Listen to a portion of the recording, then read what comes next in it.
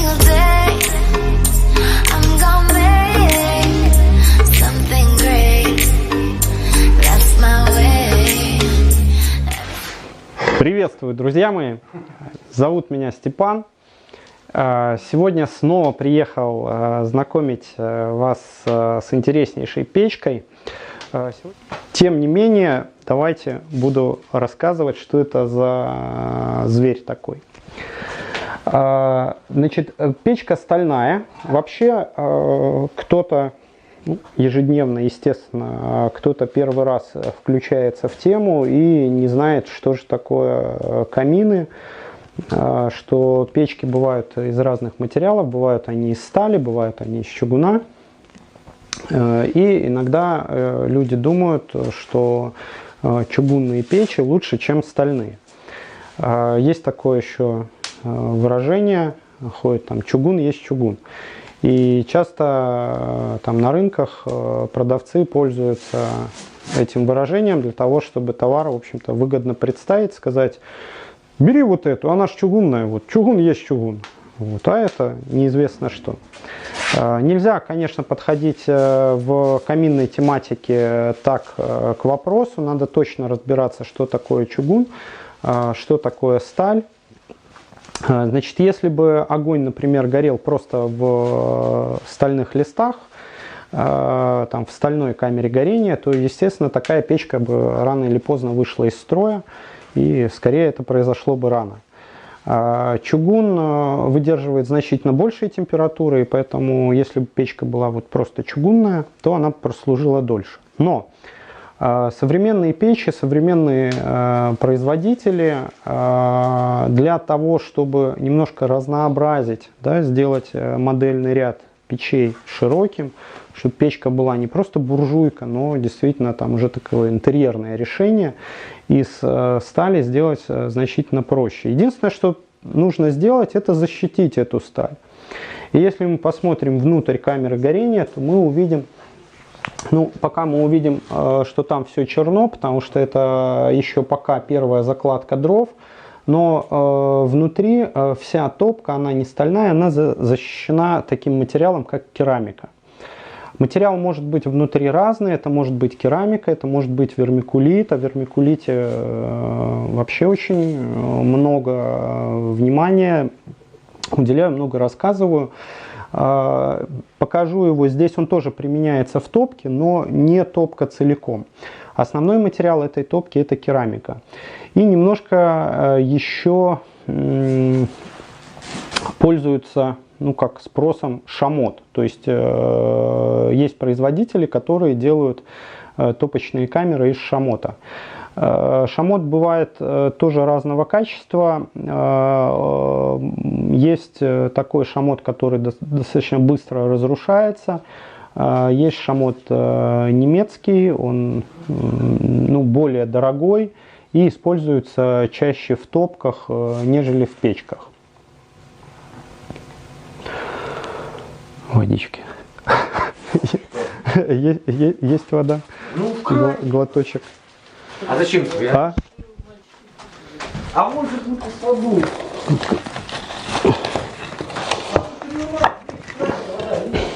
Так она решитка такая, там у нас фильтр надо менять. Вот, да? Есть там? Да. Заходи слева. Да, малыш.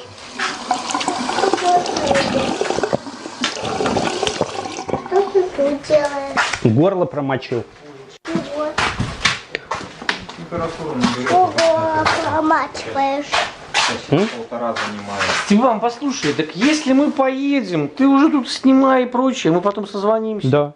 Да. Хорошо. Значит, смотри. А я вам ссылочку потом дам, если что не рассказал. Я все открываю. Сейчас, Сашка, нажми на паузу. Интересно, чем материал керамика. Значит, когда вы сразу приходите в магазин, он белого цвета, такого прям вот белоснежного. И кажется, что сейчас вот первая закладка дров, она начнет гореть, и все закоптится. И так оно и есть на самом деле. Внутри вся камера горения, она черная. Я сейчас покажу. Вот, специально позвали заказчиков посмотреть. Вот. Вот, что камера черная. Ну, вот давайте тогда так показываю. Значит, вот эта верхняя пластина, вермикулит, он тоже был полностью черный. И, ну, уже прошло это полчаса топки, даже, наверное, минут 40, и вермикулит весь чистый. И видите, все стенки внутренние, они тоже черные, они еще пока все в саже. И наша с вами задача, вот прям сразу забегаю вперед, что протопить печку так, чтобы остались вот только угли. И тогда температура внутри топочной камеры достигнет, она будет такой, что вот эта вся сажа внутри, она выгорит. Она уже начинает выгорать. Видите, на задней стенке появляются такие вот белые проплешины. Это там повысилась температура. Так, держи.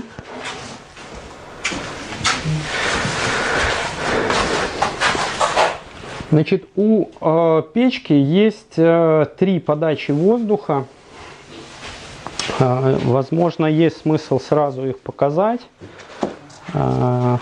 Подойди, наверное, поближе. И, скорее всего, вот с той стороны. Потому что одна из регулировок, первая, когда вы только разжигаете печку, здесь сумбур был, и я не доставал камеру при розжиге, но в других видеороликах там видно, как это происходит.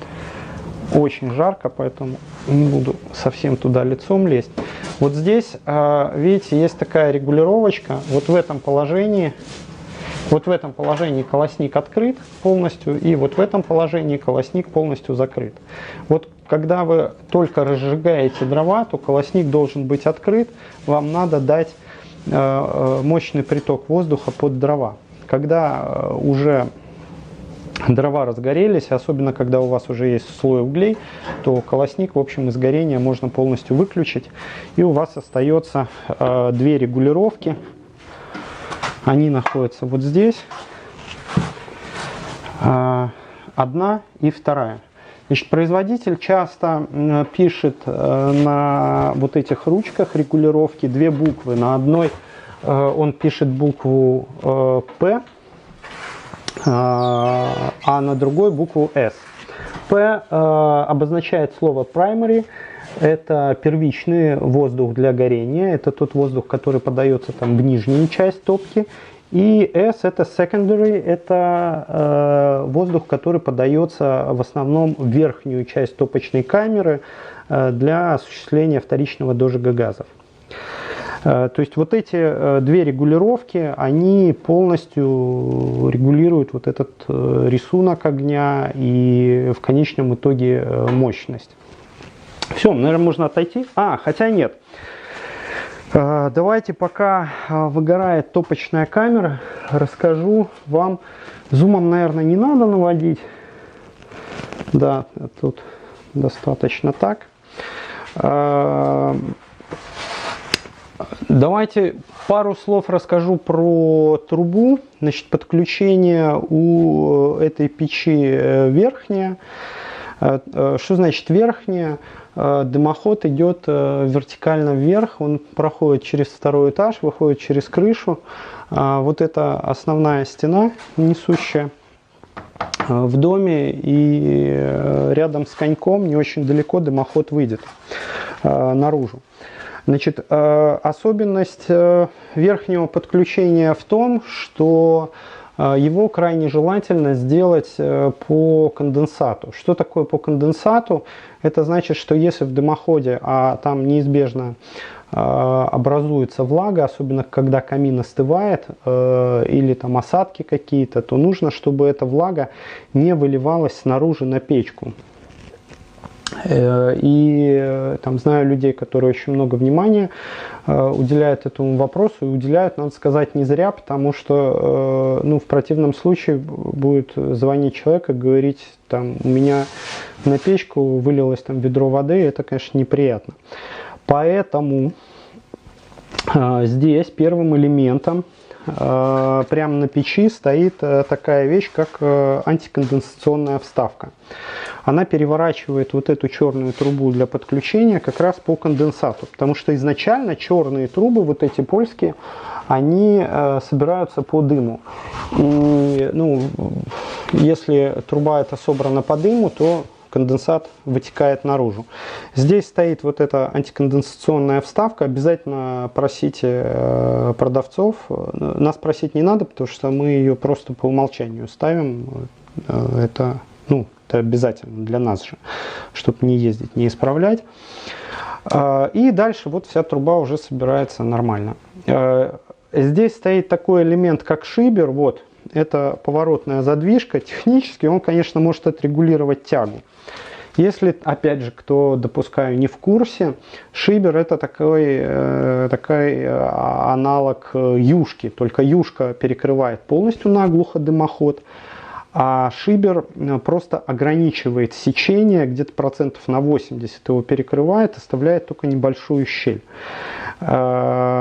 И в печках вот чугунных, в большинстве, не во всех, но в большинстве чугунных печей, о которых мы вот ранее с вами говорили, единственная возможность отрегулировать скорость горения, интенсивность, мощность – это шибер.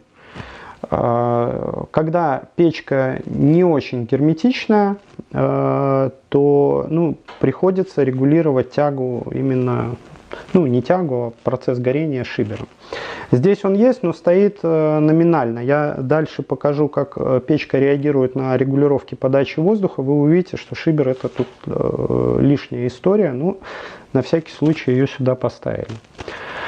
Значит, дальше это заводской сэндвич российского производства, хорошего качества труба, здесь лазерная сварка, здесь хомуты правильные использованы,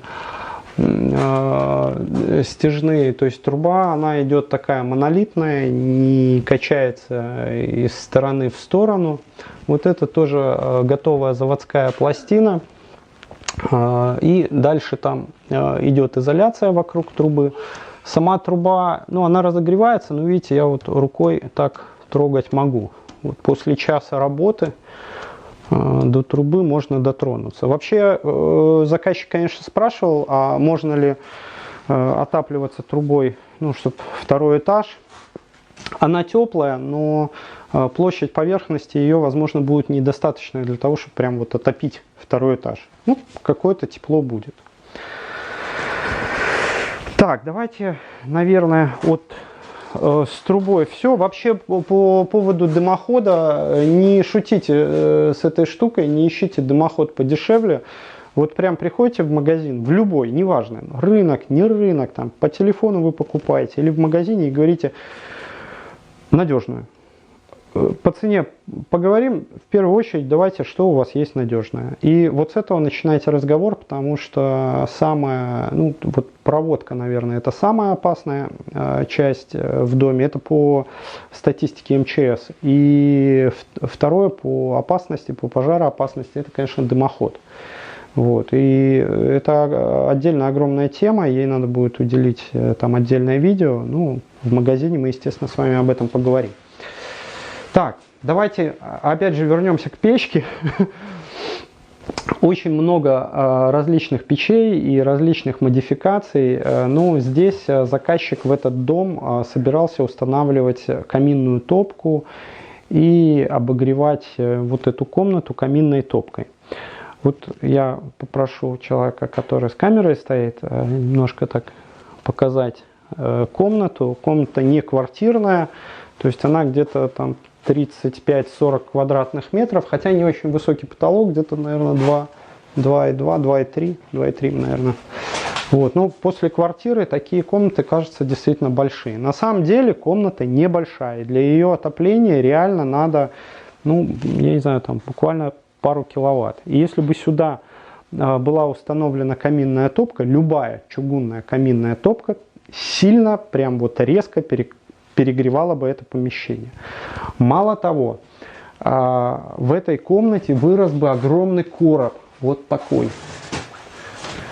Ну и с учетом того, что вот здесь, вот на этой стенке в перспективе будет висеть телевизор, то этот телевизор, ну, он не был бы виден. Потому что вот, например, здесь обеденная зона. Здесь с этой обеденной зоной, вот кто займет правильное место сразу, он будет видеть и огонь, и телек. Хозяйка будет готовить, тоже видеть телек. Ну, если кому надо, хотя бы там краем глаза. А так камин перекрыл бы половину комнаты. Печка в данном случае стала изумительно. Очень много пространства, она вообще его не съедает.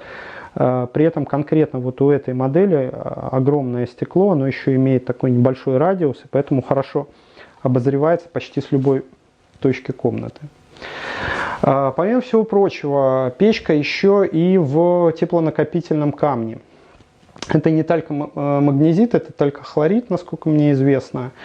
Чуть-чуть там отличаются у них свойства, то есть он точнее там плотность его и теплоемкость немножко ниже, но это все равно теплоемкий камень, остывает он значительно дольше, чем кирпич. Масса камня общая где-то, наверное, килограмм под 70, то есть это верхняя плита толщиной 5 сантиметров, и вот здесь вот есть боковые плиты с одной и со второй стороны.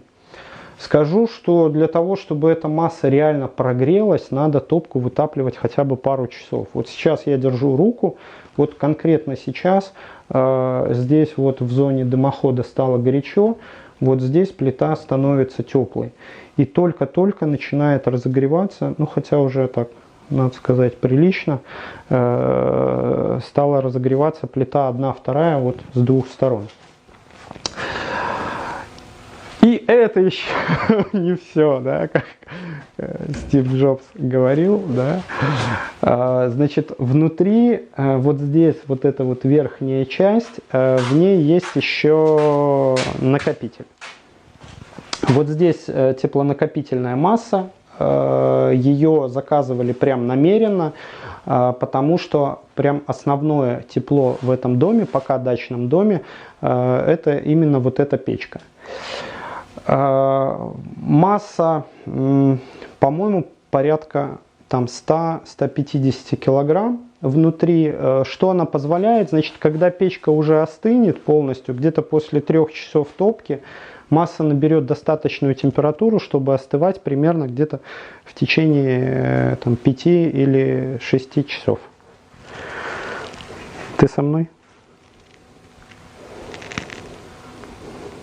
Если вас спрашивают дети о том, куда вы постоянно уезжаете, чем вы занимаетесь, когда вас нет с ними, возьмите ребенка обязательно с собой на работу, чтобы ему было понятно, где же вы все-таки, куда вы деваетесь. Но давайте вернемся к печке. Посиди там пока, хорошо? Подожди. Вот сажа начинает выгорать со стенок. И я думаю, что сейчас мы сделаем что? Я немножко форсирую события. Значит, в обычном режиме вы, когда занимаетесь просто какими-то своими делами, вы закладываете дрова, они прогорают вот совсем уже до угля. И только потом на уголь вы делаете следующую закладку дров. Ну, время немножко ограничено, поэтому я делаю закладку дров более такую интенсивную, то есть мне надо, чтобы и угли быстро появились, и печка быстро разогрелась, чтобы посмотреть, как она прогревается, да и надо посмотреть, как очищается внутри вот эта керамическая часть. Поэтому огонь горит, а я уже беру подкладывать дрова. Кто следит постоянно, знает, что мы прям маньяки по поводу дров. Возим их с собой.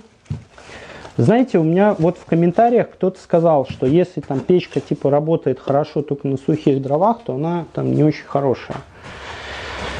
Ну, вы плохой бензин себе в машину не льете. Почему? расскажите. Чтобы она дольше прослужила. Вот и дрова сухие. Я вас не агитирую использовать дрова там какие-то элитные. Но правильно использовать дрова именно сухие, где не будет там влага дымом испаряться у вас в топочной камере, а дрова будут просто гореть. Это же и вам приятнее, и стекло чище, и топочная камера. Они, к слову, не очень дорого стоят. Я поделюсь контактом, обращайтесь.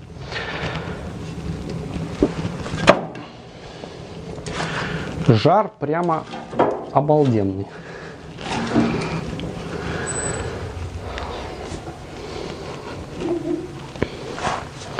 Полностью открытые задвижки.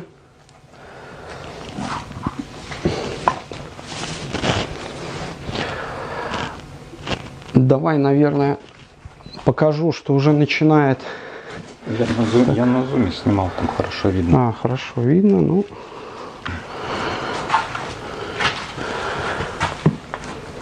Очищается, видите, топочная камера, остаются буквально вот пока по углам почернения, вот в том углу, там немножко.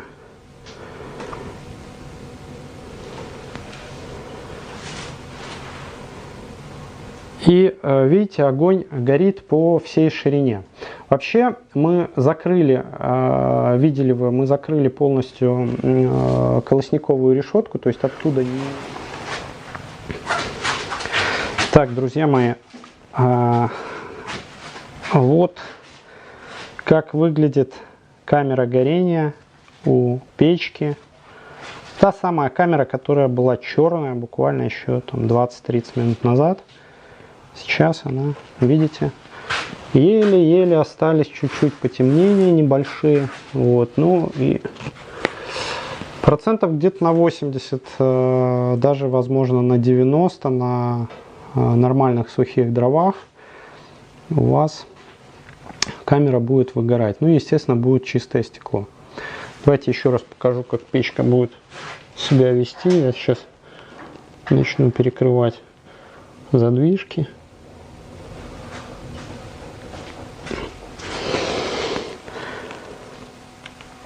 Да, вот такие вот джины появляются.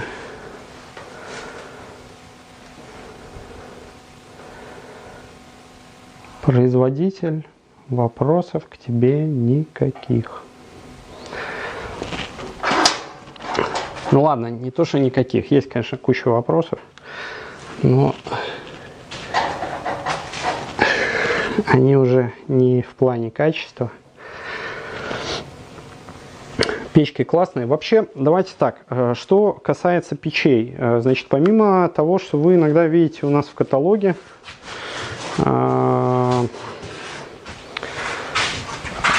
я очень люблю всякие диковинные печки. Вот. Люблю ездить по выставкам, люблю находить какие-то новинки. Вот. И иногда у нас на складах или еще там есть какая-то возможность привезти, показать, предложить вам печки интересные. Вот, поэтому не стесняйтесь иногда спрашивать там, Степана, есть ли у вас что-то, потому что с большой долей вероятности какая-нибудь интересная модель у меня действительно есть. И эта печка, должен вам сказать, она совсем недорогая. Если здесь посчитать камин самой-самой-самой, что ни на есть, бюджетной топкой, вот мы бы тут здесь сделали короб, то эта печка все равно будет дешевле. Кстати, по поводу монтажа, делал мастер этот монтаж, зовут его Петр. Если вдруг что, там посмотрели, сказали, вот хочу, чтобы мне Петр делал. Обратитесь, я дам его контакт, потому что сделал все на совесть. Петя, спасибо, если смотришь меня, спасибо, мужик. Значит, еще обратите внимание, дом каркасный. Алисонька, посиди, пожалуйста, я сейчас уже освобожусь. Значит, дом каркасный, и стенку обязательно надо делать защитную. Значит, защитная стена здесь сделана из кирпича, там есть некоторый воздушный зазор за этой стеной, но стенка не греется вот абсолютно. Я за печкой держу руку, стенка чуть-чуть теплая, это при том, что задняя стенка печи, она разогревается. Вообще печка, вот еще раз вернемся коротко к вопросу, а печка вот все-таки она стальная должна быть или она должна быть чугунная? Так вот, если дом деревянный, то думайте еще о том, какая поверхность именно на поверхности печи, ну то есть какая там температура. Чугунная печка жарит во все стороны просто ого-го, и ее очень часто надо составлять довольно далеко от всевозможных горючих предметов. Например, если бы здесь вот был чугун, то вот здесь, скорее всего, телевизор бы не повесили на стену. Это крайне нежелательно. А так излучение вот боковое от печки никакое. Вот эта стенка совершенно абсолютно холодная. Сколько она стоит? Не скажу. Спрашивайте в комментариях, приходите в магазин, пишите на почту, подписывайтесь, ставьте лайки, давайте знакомиться, давайте общаться, давайте выбирать вам интересные, правда интересные, нескучные камины, те, которые будут вас радовать, те, которые будут греть и долго служить. Степан знает. Меня зовут Степан, всем счастливо, пока.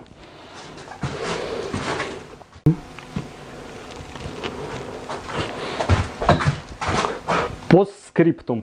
Все равно будут спрашивать, что вот это такое. Ребята, это называется нычка. Сюда никто не полезет ничего искать. Ну, на самом деле, это, конечно, дровник, и можно класть сюда дрова. Еще, да, видите, такой долгий постскриптум получится, потому что дрова сюда лезут, смотрите, полметра. Я реально сюда заложил при растопке 2 полуметровых полена. Больше? Ну, возможно, больше, но вот, ну, давайте так, больше, ну, не надо, больше будет просто неудобно. Полметровые поленья сюда влезут, но печка ни в коем случае не подбирается под размер дров, которые у вас за сараем лежат. Здесь вот эта нижняя часть, тут действительно можно хранить дрова. Они не загорятся, часть это абсолютно холодная, низ холодный, там несколько пластин рассекающих. Еще забыл сказать, что помимо там всяких дожигов и герметичности, естественно, у этой печки есть подвод воздуха извне, который можно сделать снизу, можно сделать сзади из печки. Все остальное, все в магазине. Счастливо на этот раз, действительно, пока.